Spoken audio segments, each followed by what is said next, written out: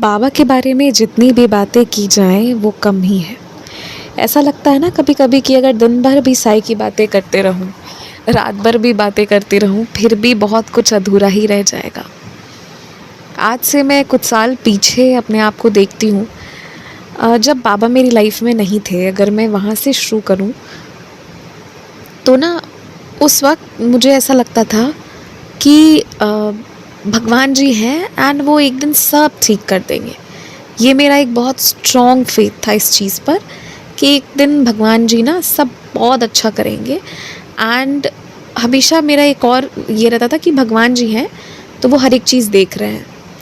फिर मुझे याद है बाबा मेरी लाइफ में स्टैंडर्ड 2 के अराउंड आए थे, जब वो वाला सीरियल का वो रिपीट पे दिखाते थे, स्टार प्लस के साथ ही स्टार भारत था शायद से, उस पे वो स्टार प्लस के या कई सारे पुराने सीरियल्स दिखाते थे जिसमें रामानंद सागर का साईं बाबा वाला सीरियल आता था। तो वो सीरियल मुझे बहुत पसंद था। मैं और मेरी नानी बैठकर देखते थे। वो कुर्सी पे बैठती थी, मैं नीचे पीढ़ा पर बैठती थी एंड वो सीरियल हम देखते थे। हम दोनों का फेवरेट था। तो शिरडी के साईं बाबा मैं और मेरी नानी के फेवरेट हुआ करते थे। और आपको पता है उसके बाद बाबा भी चले गए और मेरी नानी माँ भी चली गई, और इसके बाद ना तो बाबा आए ना कभी मेरी नानी आई लाइफ में। तो पर शायद मुझे आज लगता है कि वो साईं बाबा ना मेरी नानी माँ मुझे देकर गई थी, क्योंकि उनके साथ लास्ट मेमोरी जो है मेरी, उसमें मैंने मेरे साईं मतलब रामानंद सागर द्वारा कृत शिरडी के साईं बाबा उसी सीरियल को देखा है, which use to motivate me कि तुम इसे देखा करो।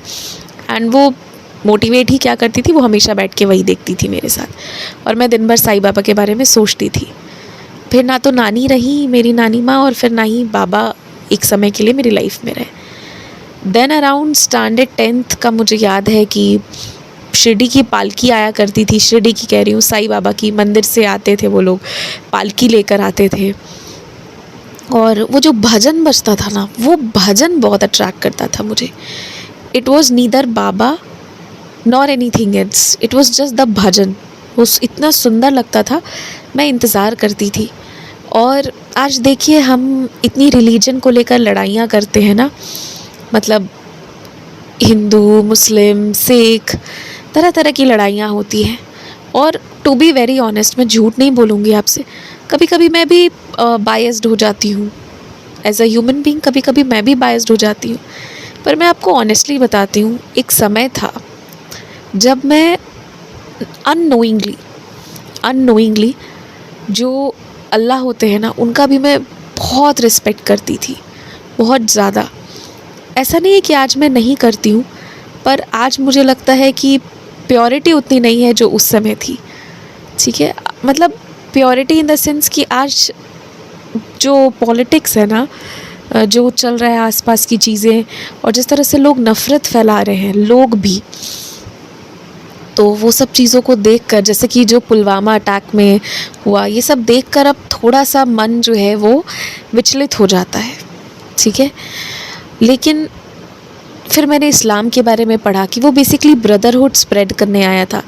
तो मैं आपको बताती हूँ कि मैं ना वहाँ पर, वो लोग आते थे, मस्जिद से आते थे और बहुत दूर से आते थे। पटना सिटी के पास एक मस्जिद थी, राजेंद्र नगर के पास या पटना सिटी के पास थी एक, वहाँ से वो लोग स्टार्ट करते थे एंड एक रिक्शा पर भजन बजाते थे जिसके बोल बहुत अच्छे थे कि मतलब हमेशा गुड डीड्स करते रहो बंदे, ये सारी चीज़ें थी। एंड एक बड़ा सा शॉल जैसा कुछ लेके आते थे, रिक्शा से बंधा रहता था, स्पीकर चलता था, एक इंसान रिक्शा चलाता था, एक इंसान उस चादर को पीछे से पकड़ता था। एंड वो लोग आते थे तो सभी लोग वहाँ पर पैसे, अगरबत्तियाँ, ये सब डाला करते थे। और नो मैटर कि वो हिंदूज़ के मोहल्ले में आ रहे हैं, मैंने सभी हिंदुओं को देखा है उसमें श्रद्धा से पैसा डालते हुए। तो मेरी भी आस्था रहती थी। तो मतलब बेसिकली मेरे साथ ये नहीं रहा कभी कि मतलब ये उसके भगवान है, ये मेरे भगवान है। मेरे साथ हमेशा ऐसा रहा कि वो भगवान है ना, तो बस भगवान है। तो मैं निकल पड़ती थी कि बस भगवान होने चाहिए। ठीक है, मुझे मेरा क्राइटेरिया बस इतना ही रहता था, बस भगवान होने चाहिए और कुछ नहीं। एंड फिर मैं मैं उन वहाँ पे मैं पैसे रखती थी, मैं 5 रुपए का कॉइन बचा बचा के रखती थी। उनका भी ना डे फिक्स्ड रहता था और टाइम फिक्स रहती थी, और आप यकीन मानिए, आई स्वेयर, मैं उसके पहले गर्मी के दोपहर में बालकनी में खड़ी रहती थी। और दूसरी बात यह है कि मुझे सपने में भी वो लोग कभी कभी दिखते थे कि आ रहे हैं, और फिर मैं नींद खुलता था, मैं उठ के जाती थी और वाकई वो आते थे। ऐसी भी लीलाएं मेरे साथ हुई हैं, क्योंकि उस वक्त मेरा फेथ बहुत स्ट्रॉन्ग था, बहुत स्ट्रॉन्ग, मतलब मैं बहुत श्रद्धा रखती थी। और दूसरा कि मैं बाबा का बहुत इंतज़ार करती थी। तो जो बाबा वाले लोग आते थे ना, वो कहते थे बेटा कुछ पैसे दे दो, और वो लोग ना पैसे नहीं मांगते थे, वो लोग बेसिकली कहते थे बस तुम एक मुट्ठी चावल दे दो। एक प्लास्टिक में मैं चावल गिरा देती थी, और वो लोग ज़्यादा मांगते ही नहीं थे। कहते थे ना कि जितनी तुम्हारी मुट्ठी में आता है बस उतना सा तुम चावल दे दो, क्योंकि मंदिर में ना भंडारा होता था। बट पता है लोग कितने गंदे हैं दुनिया के लोग, कि अड़ोस पड़ोस मुझे तब कहते थे कि बेटा ये लोग ना ड्रिंक करते हैं। ऐसे भी नहीं कहते थे, बहुत ही ऐसे लैंग्वेज में कहते थे बेटा ये लोग ना दारू पीते हैं, तो इनको कुछ मत दिया करो। पर पता नहीं क्यों, और देखिए अगर वो ऐसा करते भी होंगे, ठीक है, तो भी मेरा एक कहना है कि वो तो चावल लेके जा रहे थे ना, और इतना दिमाग तब मेरा चलता भी नहीं था कि वो चावल बेच के ऐसा करेंगे। और दूसरी बात ये थी कि वो मंदिर से निकल के आती थी, और मंदिर में भंडारा होता था थर्सडे को, तो मैं इस चीज़ पे क्वेश्चन नहीं कर पाती थी। और वो लोग हमेशा खाने की चीज़ मांगते थे, वो नहीं हो तब पैसे मांगते थे। एंड वो लोग जो कह कर जाते थे ना, वो मन की बातें, जो भी चीज़ें, वो एकदम सही होती थी कई दफ़ा। अब हो सकता है कि ये कोई आर्ट हो, टैलेंट हो, जो भी हो, अगर सब कुछ झूठ भी हो सकता है, एक मिनट के लिए मान ले तो, हालांकि ऐसा नहीं है, फिर भी उसमें जो साईं थे और उनका जो भजन था ना, वो बहुत सच था, वो बहुत सुंदर होता था। और मैं कितनी दफ़ा साईं बाबा की फ़ोटो तक नहीं देखती थी, मुझे कोई फ़र्क नहीं पड़ता था, मुझे बस उनका भजन पसंद था। एंड तब से लेकर आज तक मुझे ना एक चीज़ बहुत खुशी देती है कि कोई पेट भर कर खाना खा ले। आप लोग हंसेंगे इस बात पर, जो मैंने बोला ना मैं स्टैंडर्ड 2 में थी, तब बाबा थे, फिर ना नानी माँ रही ना बाबा रहे, तो मैं ना जो डॉग्स रहते थे ना हमारे मोहल्ले के, मैं सबके लिए पराठा बना कर ले जाती थी। जब मुझे रोटी बनाना नहीं आता था तब मैं रोटी बनवाती थी, और उसमें घी लगा के सेकने का काम मैं खुद से करती थी, और उनके लिए पापड़ बनवा के ले जाती थी, ठीक है। और मैं वो चिप्स, वो पापड़ उनको खिलाती थी जो मुझे बहुत पसंद था, और मैं एक भी नहीं खाती थी, क्योंकि मुझे ना उनको खिलाकर बहुत खुशी मिलती थी। जस्ट इमेजिन स्टैंडर्ड 2 का बच्चा, 2-3 के बच्चे छोटे होते हैं, मतलब बच्चों को तो उस वक्त लालच होता है कि मुझे मिल जाए, मैं खा लूँ, मैं कर लूँ। पर पता नहीं एक था मेरे अंदर की, तो पता है वो लोग क्या करते थे, जो मेरी बस आती थी, जो मेरी वैन आती थी ना, वो लोग उसके साथ आते थे। वो लोग मेरी बस और मेरे वैन को पहचान चुके थे, उसके साथ वो लोग नियम से उठ के आ जाते थे, रोटी मिल जाती थी, पराठा उनको मिल जाता था। फिर जितनी भी चींटियाँ थी ना, तो मेरे नाना जी ने बता के रखा था, लोग चींटी को मार देते हैं ना, मेरे नाना जी ना हमेशा चीनी गिरवाते थे, बोलते थे चीनी दे दो, ये लोग चींटियाँ चीनी लेके चली जाएंगी।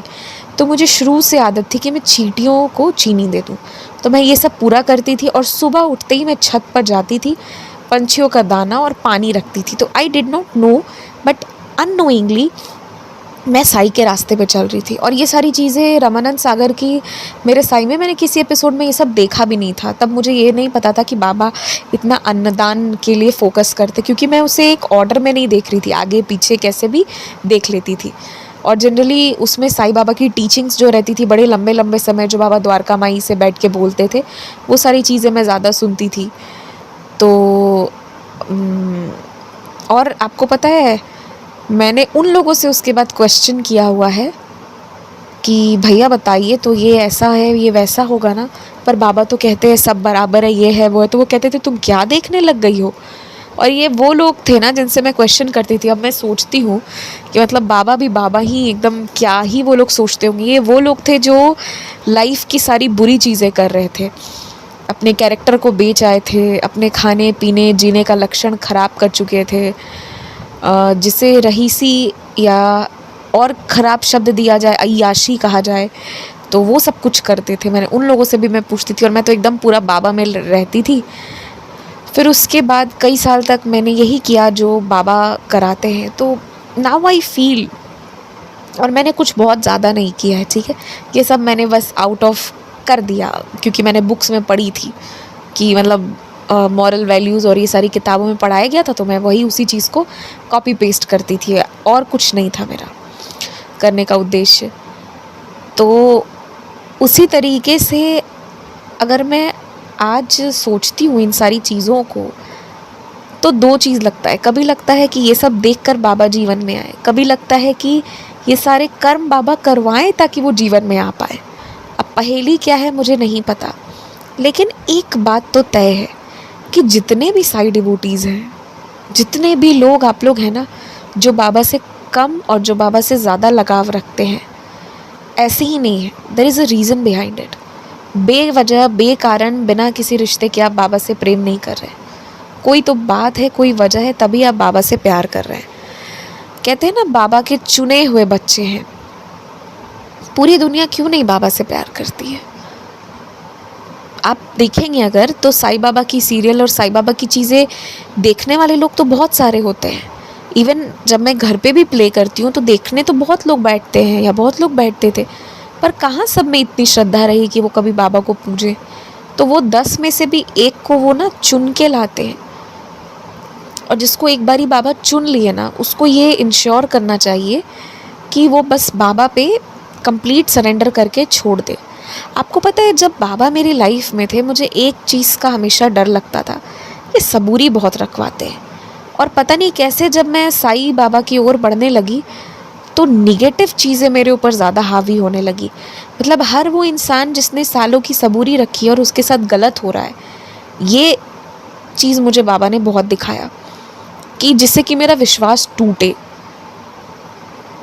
पर मैं आपको सच बताती हूँ, उस पे ना फिर बाबा ने मुझे उसके साथ साथ वो चीज़ें भी सिखाई, वो चीज़ें भी दिखाई कि क्यों हो रहा है।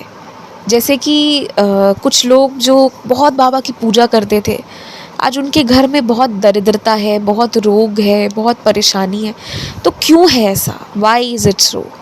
तो फिर बाबा ने एक चीज़ समझाया कि पूजा तो है इन लोगों ने, पर देखो कितना घमंड रखा है इस चीज़ का। और पूजा तो है मुझे, पर जब आप बाबा को पूजते हैं तो कैसे पूजते हैं? कैसे पूजना चाहिए? हल्ला करके पूरी दुनिया में? बिल्कुल नहीं। शांति से आप और साईं, क्या बाबा चाहते हैं कि उनके बीच और उनके भक्त के बीच कोई तीसरा इंसान भी इंटरफेयर करे? फिर चाहे वो तीसरा इंसान उस भक्त का कितना भी सगा क्यों ना हो, चाहे बाबा का भी कितना सगा क्यों ना हो, कभी नहीं चाहते। तो बाबा ने मुझे यही दिखाया कि लोग गलतियाँ खुद करते हैं और दोष मेरे ऊपर डाल देते हैं कि ये सब साईं की वजह से हुआ। और इतना ही नहीं, इसके बाद इस चीज़ का प्रचार प्रसार भी करते हैं। कितने लोगों को मैंने देखा, मतलब उस वक्त ना सारे निगेटिव ही सुनाने वाले मेरे पास आते थे, और साईं लीलाओं से ज़्यादा निगेटिव सुनने वालों का डर लगता था। क्योंकि जब बाबा लाइफ में आना चाह रहे हैं तो वो तो आएंगे ही एक साइड से, बट दूसरी साइड से ये जो निगेटिव चीज़ें हैं ना, इसके बाद एक टाइम पे मैंने सोचा कि मुझे ना बाबा को छोड़ देना चाहिए। पहला तो कि इनमें कोई शक्ति नहीं है। मैं सोचती थी कि जैसा बाबा कहते हैं ना, I am not God, I am servant of God. तो मुझे लगता था कि यही बात सत्य है। पर बाबा कुछ चीज़ें जो कहते हैं ना, वो बहुत गहरी होती हैं, और उसे गहराई से बाबा ही एनालाइज कराते हैं। जब बाबा ये कहते हैं कि मैं भगवान नहीं हूँ, मैं भगवान का सेवक हूँ, तो बाबा क्या सिखा रहे हैं इससे? कि आपको ईगो नहीं रखना है। You are not the doer, आप करता नहीं हो, आपको ईगो नहीं रखना चाहिए। बाबा इससे ये सिखाना चाह रहे हैं, ना कि इसका लिटरल मीनिंग बता रहे हैं कि मैं भगवान नहीं हूँ। ठीक है, तो हर एक चीज़ को समझने का एक समय, एक तरीका होता है। और जो मैं आपको बता रही हूँ, आप भी अपनी लाइफ में रेजोनेट करेंगे कि ये अप एंड डाउन वाला फेज़ आता है। आपको एक तरफ लोग मिलेंगे जो बाबा की चीज़ों का खूब प्रदर्शन करेंगे, और फिर एक टाइम के बाद आप देखेंगे कि वही लोग ना कहेंगे कि साईं ने मेरे साथ ऐसा बुरा कर दिया, वैसा कर दिया, ये कर दिया, वो कर दिया। अगर श्रद्धा सच्ची है ना, तो दिखावा करने की आवश्यकता ही नहीं पड़ेगी।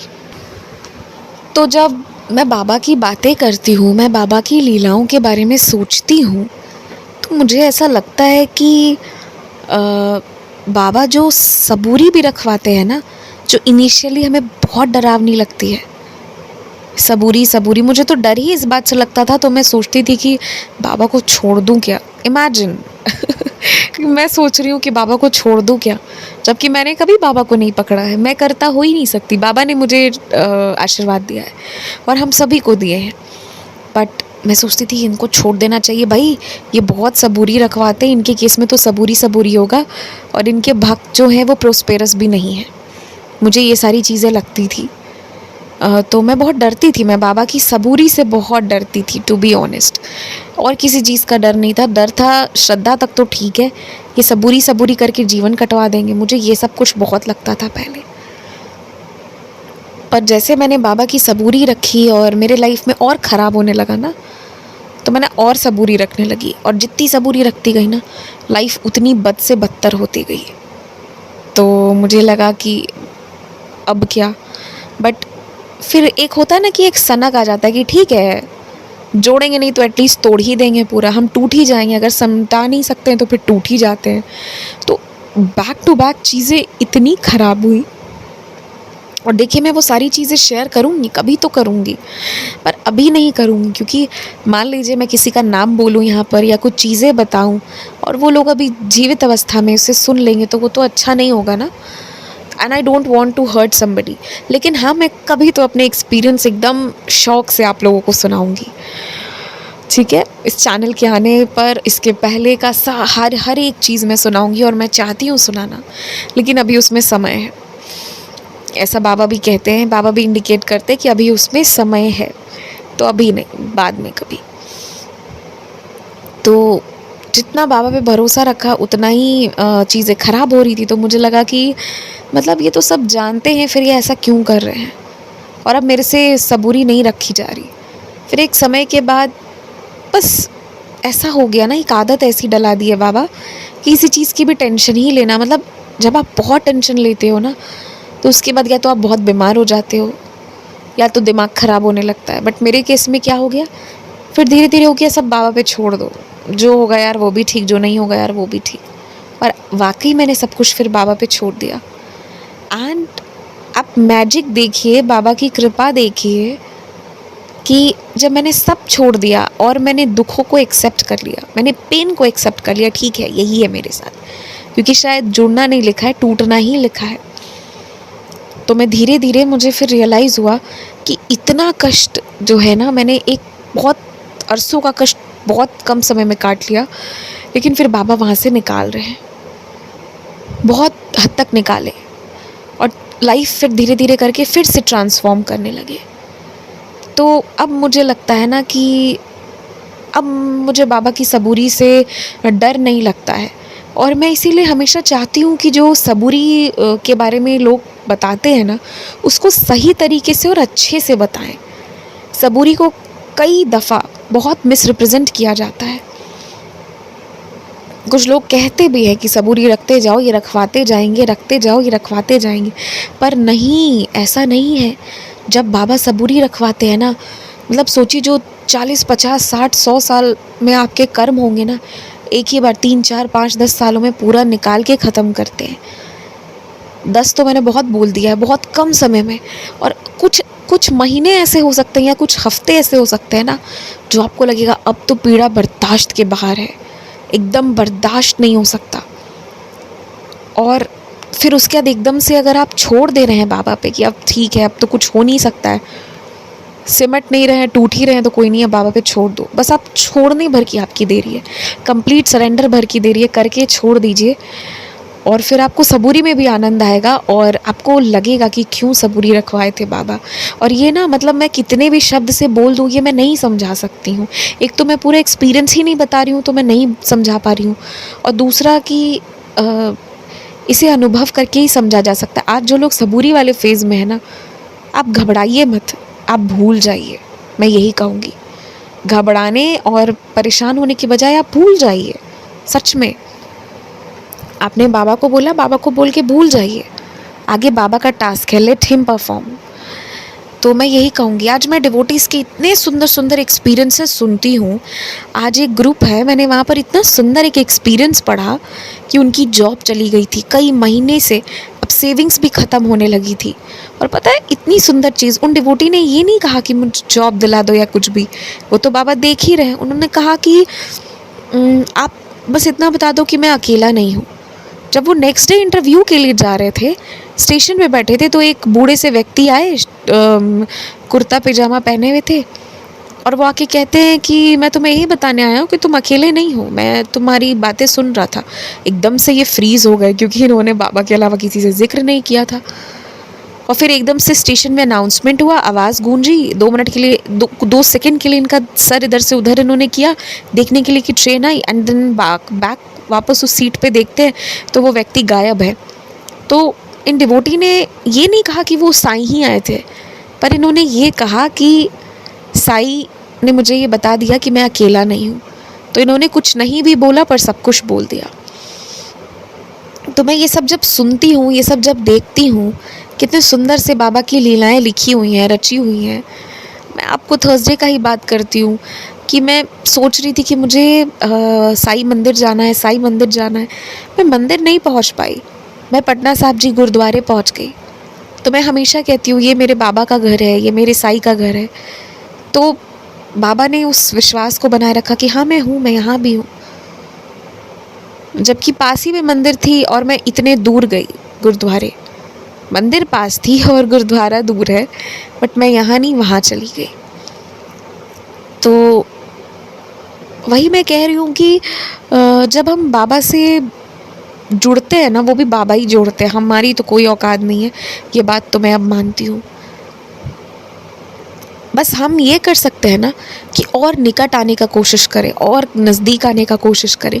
एक तरीका जो मुझे सबसे अच्छा लगता है ना, जो साईं सच्चरित्र जी की ऑडियो दी गई है ना, अलग अलग चैनल्स पे डाली गई हैं, उसमें भी एक शैलेंद्र भारती जी का एक आता है। ये सब मैं कोई एडवर्टाइजमेंट नहीं कर रही हूँ, ये सब मैं एकदम दिल से कह रही हूँ आप लोगों से, क्योंकि चैनल तो हमारे भी है जिस पे हमने साईं सच्चरित्र जी डाली हुई है ना। पर मैं अभी सुन नहीं पाई हूँ सबको। वो जो डिवोटी हैं, वो जितने भी लोग हैं उसमें एक हैं राष्ट्र की आंटी है, यहीं पटना की हैं। बहुत ये लोग प्योर हैं और बहुत प्यारी सेवा करते हैं अपनी तरफ से। इन लोगों से जो बन पा रहा है, जितने में हो पा रहा है, ये लोग वो सब कर रहे हैं। पीछे शोर ना हो, हर एक चीज़ इंश्योर कर रहे हैं।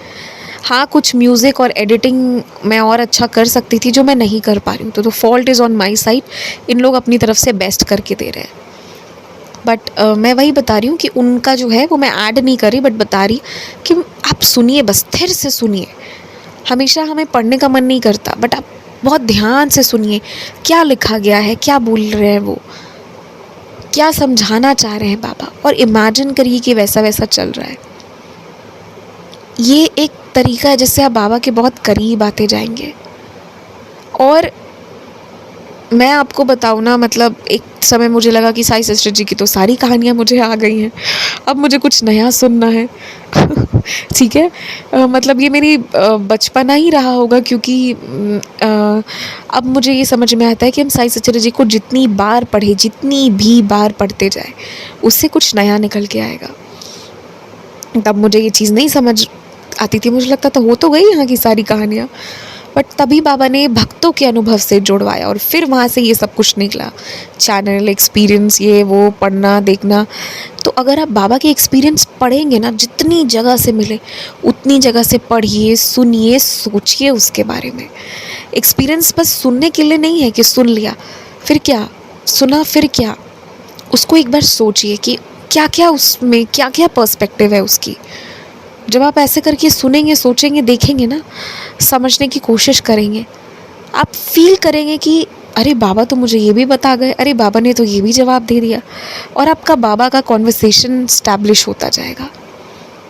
तो किसी चीज़ को बस सुन के छोड़िए मत, उसे सोचिए, मनन करिए, उसका चिंतन करिए उसका।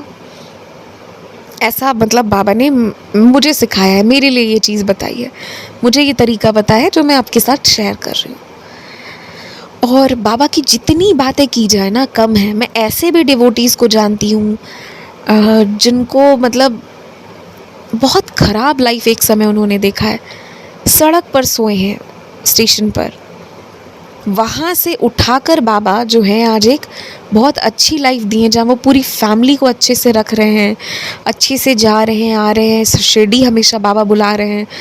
तो मतलब जिस क्षण बाबा ने आप पे हाथ रख दिया है ना कि आप साईं भक्त की श्रेणी में आ गए हो, आप सबसे अमीर व्यक्ति इस दुनिया के हो गए हो, हर तरह से अमीर हो गए हो। आप ये बात समझ लीजिए। बस एक ही चीज़ है, कभी भी अपनी भक्ति का ना ईगो या अहंकार मत रखिएगा। अपन जो आप फील करते हैं, जो लीलाएं होती हैं, वो शेयर कीजिए, वो बताना चाहिए। इसलिए मैं भी बता रही हूँ कि हाँ ऐसा ऐसा हुआ। लेकिन ये हमेशा ध्यान रखिए कि हम महान नहीं हैं, बाबा महान है, जिन्होंने हमको चुना, हमको क्षमा किया। तो कभी भी अपनी महानता पर चीज़ों को मत लीजिएगा, हमेशा साई की महानता को काउंट करिएगा। बस इतना ही करना। और लोग ना यहीं पे चूक जाते हैं। और मेरा भाई भी मुझसे हमेशा ये बात कहता है कि ये कलयुग का फीचर ही है कि सबको अहंकार होगा भक्ति करने का।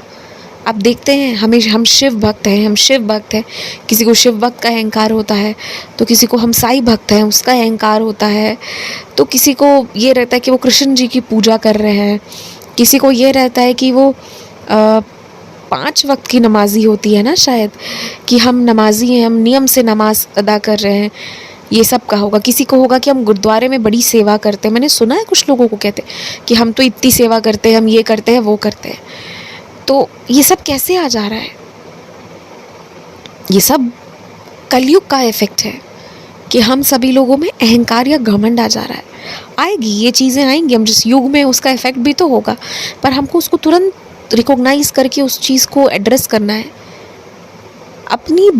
अपने अनुभव बताइए, पर अपनी महानता का प्रचार प्रसार मत कीजिए। ये चीज़ मैं कहूँगी। और यही चीज़ मतलब मैंने भी यही चीज़ फील किया है कि देखिए हम लोग महान नहीं होते। मैंने आपको कहा ना कि मैं बाबा के साथ बार्गेनिंग कर रही थी कि श्रद्धा तक रहता तो ठीक है, और मैं भगवान ढूंढ रही थी कि दूसरा भगवान देखती हूँ कि सबूरी is not okay, I don't like सबूरी। और सबूरी में ये मतलब फिर कुछ भी झेलवा देते हैं, लोगों को कष्ट दे देते हैं, ये सब मैं सोचा करती थी। तो मैं बेसिकली भगवान की बार्गेनिंग कर रही थी। कितनी गलत चीज़ थी मेरी तरफ से। तो ऑब्वियसली मैं महान नहीं हूँ, ये बाबा की महानता है। ये सब जानते हुए भी माफ़ करते हैं। तो बाबा की बातें कितनी भी की जाए ना, बहुत बहुत कम होंगी। और जितना हम बाबा के अनुभव पढ़ेंगे, समझने की कोशिश करेंगे, बाबा कितने लोगों का मन बदले हैं। लोग सुसाइड करना चाहते थे और बाबा एकदम से उनका दिमाग बदल दिए। आपसे मैं एक बात कहूँगी, आप सभी लोगों से, अकेले बैठ के ना बाबा पे मेडिटेट करिए। वो हर एक चीज़ का तरीका बताएंगे आपको, यकीन मानिए, हर एक चीज़ का तरीका, हर एक चीज़ समझाएंगे। मैं आपको बता रही हूँ, आज की एक लीला बता रही हूँ कि मैं जहाँ थी ना, मुझे मतलब एक जगह जाना था वहाँ से, पर वो रोड क्रॉस करके जाना था और वो थोड़ा सा ट्रैफिक वगैरह रहता है। तो मैं ना रिक्शा लेने गई। अब आप सोचिए कि वहाँ पे 4 या 5 रिक्शा वाले थे, ठीक है। तो मैंने सोचा कि जो बूढ़े वाले हैं मैं उनको बोलती हूँ। मेरे पीछे का इंटेंशन सबसे पहले तो ये था कि कोई व्यक्ति बुज़ुर्ग होता है ना, तो मुझे लगता है कि इसमें साईं है।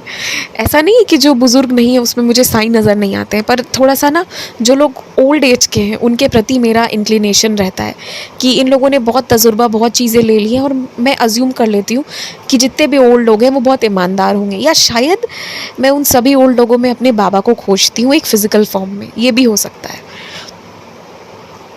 तो मैं ना सीधे मतलब मेरा फिक्स था, मैं उनके पास गई। मैंने बोला बाबा मुझे ना, मैं बाबा ही कहती हूँ, तो मैंने बोला बाबा मुझे ना इस एक मार्केट में जाना है। उन्होंने कहा ठीक है, हम उसका 25 रुपये लेंगे। तो मैंने कहा कि नहीं, मैं आपको 30 रुपये दूँगी। और उस मार्केट के जस्ट मतलब वो फ्लाईओवर से ऊपर जाने का रास्ता और मुझे नीचे से जाना था। मैंने कहा मैं आपको 30 रुपीज़ दूँगी, आप मुझे फिर से रोड तुरंत ऑपोजिट क्रॉस करा के रोक देना, फिर मैं वहाँ से ऑटो पकड़ लूँगी, ठीक है, क्योंकि मुझे फिर और आगे जाना था। तो उन्होंने कहा ठीक है, बैठ जाइए। तो 30 रुपये की बात हुई थी। वो जो रिक्शा होता है ना, रिक्शे से जाने की बात हुई थी, तो इसके लिए 30 रुपये की बात हुई थी। रिक्शा मतलब वो जो ढचकन होता है। तो उन्होंने मतलब मैं नेगोशिएट नहीं करती हूँ रिक्शे वाले लोगों से। एक तो ओल्ड एज के पर्सन है और दूसरा कि मतलब पूरा शरीर का मतलब ऑटो थोड़ी है कि इंजन पे चल रहा है, बहुत मेहनत लगती है, लोग लेबर करते हैं एक तरह से। तो फिर मैं बैठी रिक्शा पे और वो मुझे लेके गए। मैं बैठते ही पूछी कि बाबा आपके पास चेंज हो जाएगा? तो उन्होंने कहा कितने का? तो मैंने कहा 50 का। तो बोले हाँ हाँ 50 का चेंज हो जाएगा। आजू बाजू वाले रिक्शा वाले भी रिस्पॉन्ड कर रहे थे, बट मुझे मेरे साईं उसमें मैं ढूंढने की कोशिश कर रही थी, और इसलिए मैंने सुना ही नहीं किसी को, ना लेफ़्ट वाले को ना राइट वाले को। लाइन से 5 रिक्शा वाले बैठे हुए थे, मैंने किसी को नहीं सुना। मैं सिर्फ उनको सुनी, मैंने सिर्फ उनको बोला और फिर वो मुझे बैठा के ले जाने लगे। जब मैं सारा काम हो गया, मेरा 1 मिनट का शॉप में काम था, मैंने वो भी काम कर लिया। उसके बाद जब मैं वापस, मुझे वो रोड के इस पार उतारे, मैंने उनको 50 रुपये दिए, तो वो मुझे पता है कितने लौटाए? 12 रुपये लौटाए, जबकि उन्हें 20 रुपये लौटाने थे। तो मैंने बोला 30 की बात हुई थी ना बाबा? तो उन्होंने हंसते हुए कहते हैं पैसे तो है ही नहीं मेरे पास। जस्ट इमेजिन, अभी तक मैं जिसमें अपने बाबा को ढूंढ रही थी, मेरे तो दिल के 1000 टुकड़े हो गए उसी समय कि अरे बात 10-20 रुपए की नहीं, हम शौक़ से पूरे 50 रुपये भी दे दें। और मैंने दिया भी हुआ है बाबा की कृपा से। जब मुझे कभी लगता है कि कोई बहुत ऐसे है तो मैं दे भी चुकी हूँ, जो हम सारे साईं भक्त करते हैं। ये कोई बड़ी बात नहीं है, ये सब बाबा हमारे मन में डालते हैं जब सामने वाले को पैसों की ज़रूरत होती है, तो हमारे मन में अच्छा डाल देते हैं किसी के लिए। पर आज बाबा मेरे मन में अच्छा नहीं डाले। मैंने बोला लाइए मेरे 50 रुपये वापस करिए। और फिर मुझे क्योंकि आगे जाना था तो आगे मुझे चेंज की ज़रूरत थी, तो फिर भी मैंने सोचा कि नहीं कोई नहीं, 50 रुपये ही रखती हूँ, बट उनको मैं 30 दी। मैंने बोली लीजिए ये 30 लीजिए। तो वो कहने लगे ठीक है। और जब वो हंस रहे थे ना कि हाँ इतने ही पैसे, चेंज है ही नहीं, जस्ट इमेजिन, रिक्शा पे बैठाते वक्त हाँ हाँ मेरे पास तो है। और फिर उसके बाद मतलब बाबा क्या दिखा रहे थे, 7-8 रुपए के लिए लोग झूठ बोल रहे हैं, ऐसा कर रहे हैं। और जो मैं बाबा को ढूंढ रही थी ना, अपने साईं को, जिसकी वजह से मैं सीधे उस ओल्ड एज पर्सन के पास गई थी, मेरा तो बाबा 1 सेकंड में सब कुछ चकनाचूर कर दिए। और बाबा ने कहा कि मेरे दर्शन सब में करो, लेकिन सभी इंसान है इतना समझो, मुझे ढूंढने मत जाओ किसी इंसान में। और मैं सच में अपने साईं को ढूंढ रही थी, पता नहीं दिमाग कहाँ चला गया था मेरा। मुझे ऐसा नहीं करना चाहिए था, बट हो जाता है, कभी कभी ऐसी चीज़ें हो जाती हैं। और बाबा एकदम से मुझे ये, क्योंकि जब आप अपने साईं को ढूंढेंगे तो बाबा जो भी चीज़ करेंगे ना, हाँ या नहीं, वो चीज़ आप एक्सेप्ट कर लेंगे हृदय से। पर यहाँ पर तो वो एक्सेप्टेंस ही नहीं आ रहा था। मुझे लगा ये ऐसा कैसे कर गए। इन्होंने तो कहा था है, बात 10 रुपये की 8 रुपये की नहीं थी। बात मुझे बहुत बुरी लगी उस वक्त। तो खैर फिर मैंने उनको चेंज दिया, सारा सब कुछ हुआ। एंड मैं ये भी रियलाइज़ कि कुछ ज़्यादा ही सॉफ्टली मैं बोलती भी हूँ, जो मुझे नहीं बोलना चाहिए। थोड़ा मुझे स्ट्रिक्ट होके भी बात करना चाहिए। हमेशा हर जगह सॉफ्ट एंड गुड बिहेवियर भी नहीं चलता है, कुछ जगह स्ट्रिक्ट बिहेवियर भी करना होता है, जो मैं करना कभी कभी भूल जाती हूँ। और इस एक्सपीरियंस से मेरे आप लोग भी एक वार्निंग लीजिए कि जिनकी आदत है, अगर किसी की आदत है मेरी तरह की, बूढ़े बुज़ुर्गों में ख़ास करके बाबा को ढूंढने की, या मतलब उन बूढ़े बुज़ुर्ग को देख के आपको साईं बाबा की याद आ जाती है और आप उनको हमेशा प्रेफरेंस देते हैं, तो भी हमेशा प्रेफरेंस दीजिए, उसमें कोई बुराई नहीं है। ये सब के बाद भी ऐसा नहीं है कि मैं प्रेफरेंस नहीं दूँगी या कुछ भी, पर हाँ ये मत करिए कि उन पर इतना बोझ मत डालिए कि वो साईं है ना। मतलब जो गलती मैं कर रही थी वो आप लोग मत करिएगा, बस ये मैं कहना चाहती हूँ। और हर पल हर क्षण ही बाबा की ना एक लीला ही है। मतलब मैं क्या कहूँ, कितना बाबा समझाते हैं, सिखाते हैं, कितनी चीज़ें करते हैं। और अगर आप याद करेंगे, अगर आप हर एक दिन को जोड़ेंगे ना, हर दिन कोई लेसन है, हर दिन कोई अनुभव है, हर दिन कोई लीला है, हर दिन कुछ ना कुछ है। ये तो मैं अपने ही छोटे से जीवन का बता रही हूँ। और जो भी लोग हैं जिन्होंने और लंबे समय से बाबा को भक्ति की है, मैं तो बहुत कम टाइम से कर रही हूँ और अभी मुझे आता भी नहीं, अभी तो मैं बहुत सीखने की कोशिश कर रही हूँ।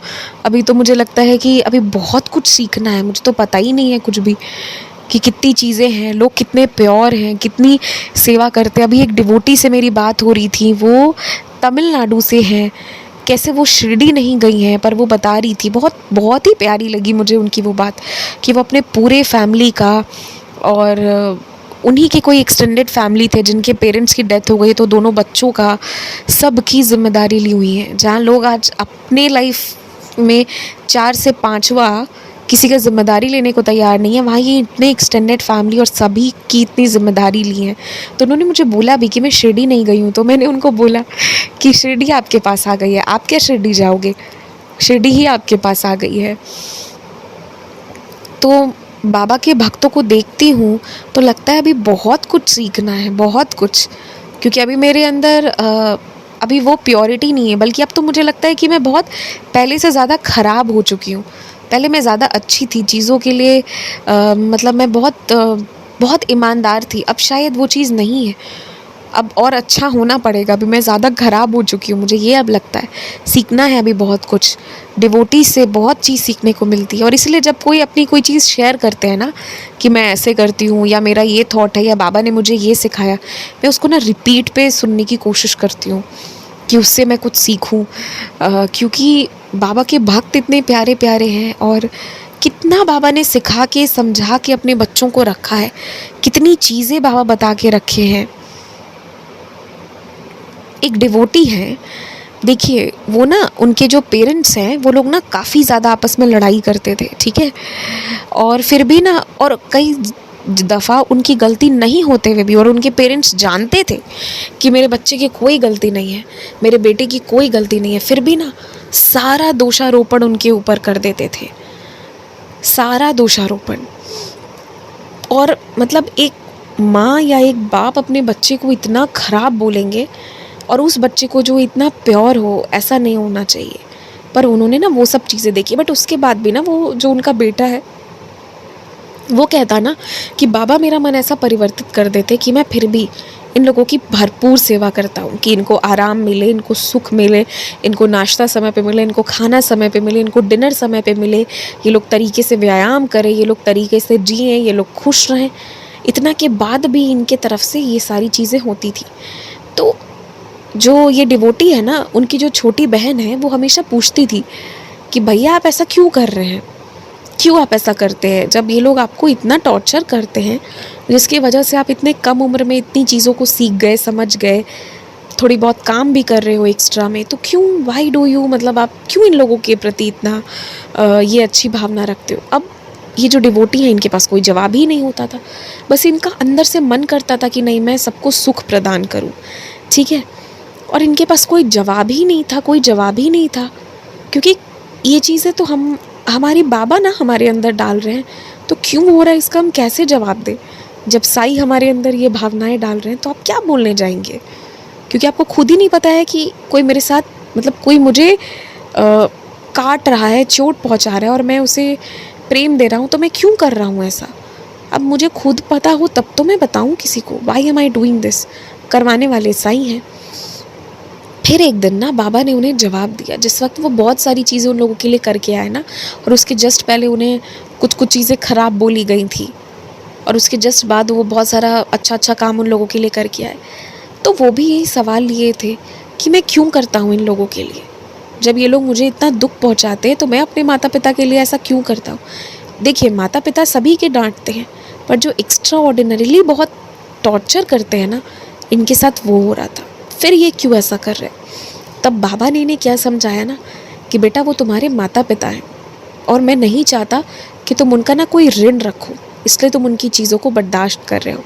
उसके अलावा जो तुम्हें तुम्हारे खर्च और जो भी चीज़ें वो वहन करते हैं ना, वो बेयर करते हैं, तुम्हारी ज़रूरतें पूरी करते हैं, जो भी चीज़ें करते हैं, तो मैं चाहता हूँ ना कि लगे हाथ तुम भी, जो भी तुम्हारे कर्म उससे निकल के आ रहे हैं, क्योंकि कोई आपके लिए कुछ प्लस में कर रहा है, तो आपके कुछ कर्म बन जाते हैं उस इंसान के लिए, ठीक है, कि आपको भी उसे कुछ देना होगा, नहीं तो आप उसकी ऋणी रहेंगे।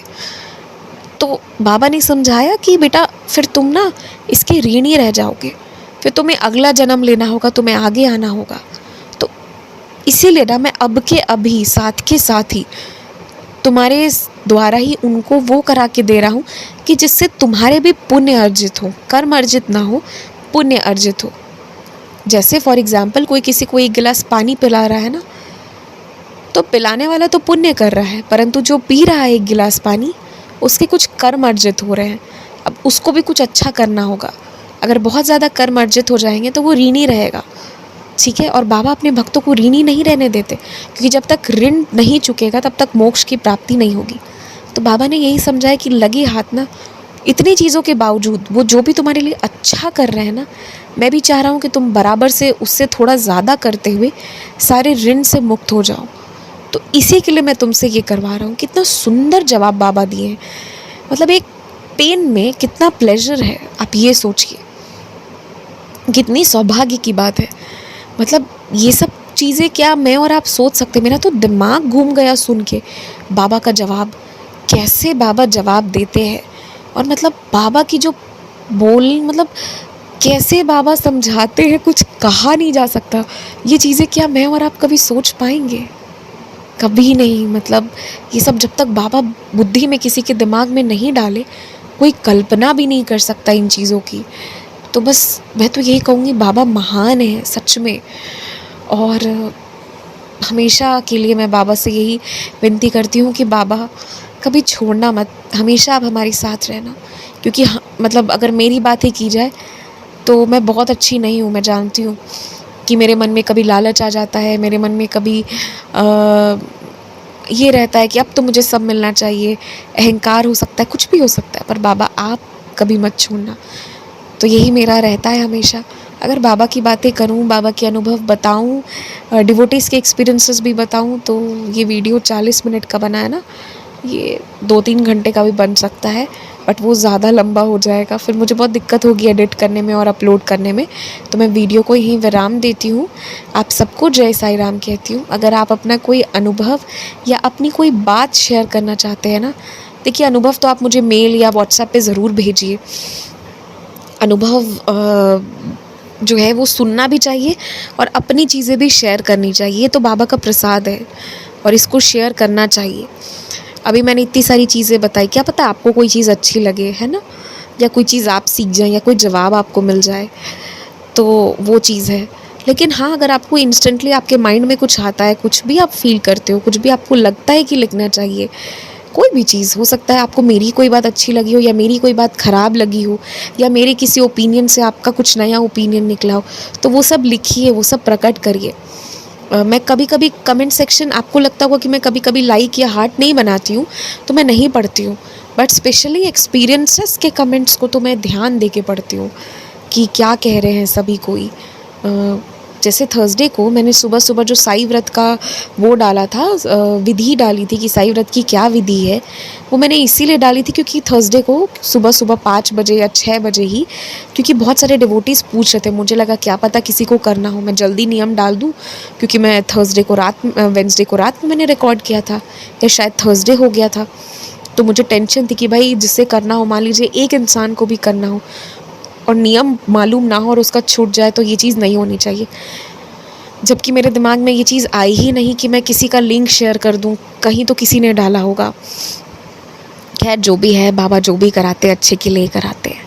और मतलब बाबा कितनी चीज़ें कराते हैं, हम क्या बताएं, हम क्या सोचें, मतलब कुछ भी नहीं कहा जा सकता। बाबा बहुत प्यार करते हैं जिसको बाबा चुनते हैं। तो बस बाबा से प्यार करना चाहिए, हमें अपने कर्म अच्छे रखने चाहिए, और इसके बाद बस बाबा में अगर आप लगे रहिएगा ना, दिन दोपहर शाम रात साई को अर्पित कर दीजिए, फिर देखिए लाइफ मिरेकल से भर जाएगी। इसी के साथ जय साई राम। मेरे सजदों का कुछ तो सिला दीजिए, मेरे सजदों का कुछ तो सिला दीजिए, शिरडी वाले से मुझको मिला दीजिए, शिरडी वाले से मुझको मिला दीजिए, ना दवा दीजिए, ना दुआ दीजिए, साईं बाबा हमें आसरा दीजिए, शिरडी वाले से मुझको मिला दीजिए, आपके नाम से हर खुशी मिल गई, ये दिया जल गया रोशनी मिल गई, आपके नाम से हर खुशी मिल गई, ये दिया जल गया रोशनी मिल गई, अपने दीवाने को, अपने दीवाने को और क्या दीजिए, शिरडी वाले से मुझको मिला दीजिए, शिरडी वाले से मुझको मिला दीजिए।